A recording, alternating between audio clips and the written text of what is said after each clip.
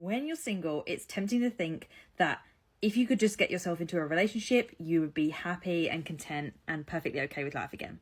We think that if a relationship would come along, a loving relationship would come along, that things would just magically fall into place. And finally, that would mean that there was nothing wrong with us, that we were back on track, and that we were worth something again. And that this person was going to answer everything for just being generally happy all the time thanks to that companionship.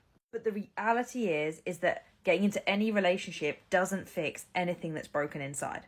This quick fix of jumping into a relationship is what actually masks some of those deeper insecurities that are inside of us. Worries of not being good enough, the yearning for external validation. And instead of actually addressing that, you use the fact that somebody chose to be with you to validate yourself. And that can get you into all kinds of sticky situations later down the line. But here's the trick, because if you can actually acknowledge that that's something that you know you're doing, if you're completely honest with yourself, you take a step back and you go, I know that I'm using the idea of getting into a relationship as something that I know will give me a sense of worth, then you just need to pause.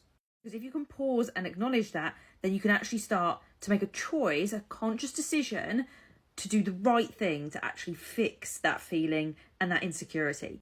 Rather than jumping into that relationship, you can actually start to work on yourself. Start doing the healing work. Start taking steps towards discovering who it is that you really are. Do all of that personal development work rather than jump into another relationship that's just going to mask it for a few months, probably years, until it all comes back up again. It rears its head and suddenly you have that feeling creeping back in.